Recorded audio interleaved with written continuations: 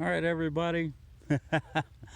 I am out here with the Harbor Freight router table with what is that? It's about a 1.5, 1 3/4 horse router motor mounted to the underside.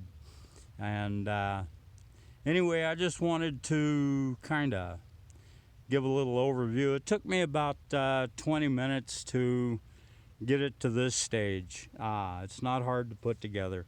You just put the legs on, put the fence on, and basically you're ready to go. It comes with 3 collets, 1/2 inch, 3/8, and 1/4 inch. Here's the top nut for holding everything together, and that's where you put it all. You would put your collet in like that, put that over like so, make sure your threads are lined up,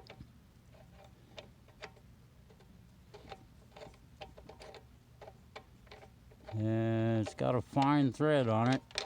Make sure it spins easy. If it doesn't spin easy, you're cross threading, so make sure it spins easy, and then you just tighten it down. You've got a 24mm wrench goes here on that one, and they give you a 21mm wrench goes down here on this one.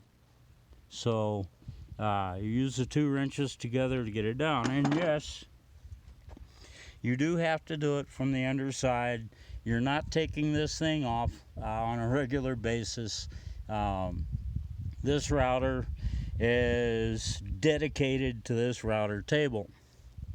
Depth adjustment right here.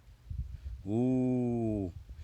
So they've got a jam nut and an adjustment nut. The adjustment nut and the jam nut work together. The way I would do this, adjusting for the depth of your router bit, so I would get some stuff out of my way and then I would manually raise this up, spin the nuts up to where they're in contact with the router, and then use your handy dandy adjustable wrench to do the fine adjustments up or down. If you look at the way this is put together, it would have been a pretty simple thing to make the top part up here more like the bottom part, put a hex head end on the end of that, and you could get it from the top of the table. I don't know why they didn't do that, but they didn't. Probably saved them 50 cents a machine to do it this way. I don't know, maybe. It's not super solid in here. It does rattle a little bit. The fence held on by these and tracks, and so you can adjust the fence forwards and backwards.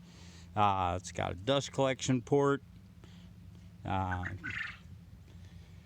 Does come with a guard to go over the bit. I'm not going to use it. Comes with various insert plates.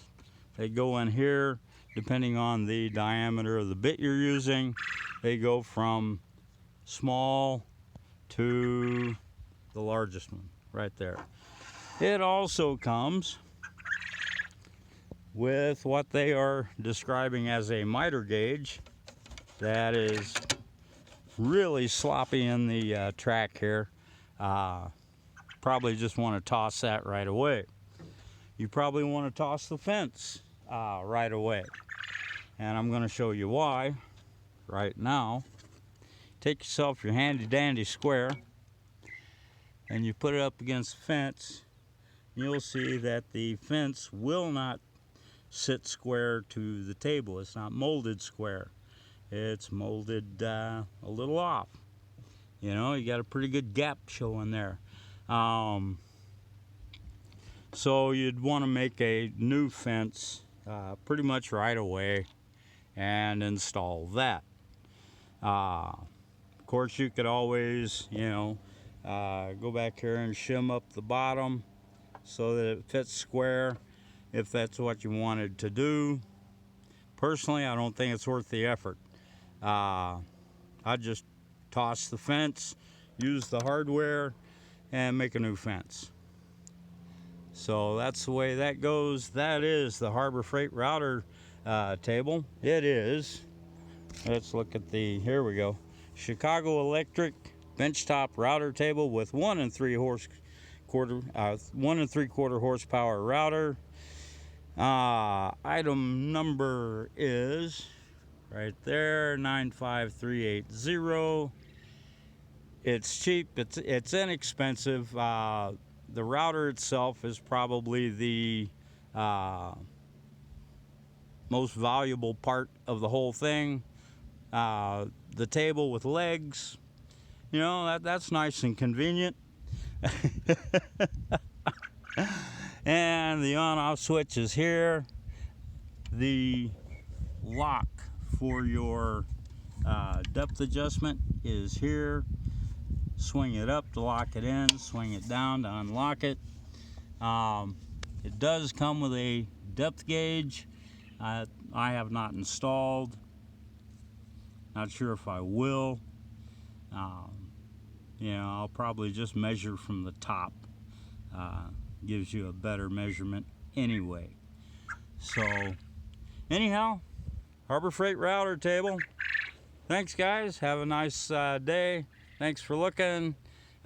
Subscribe, get notifications, do whatever you want to do, and I'll see you later.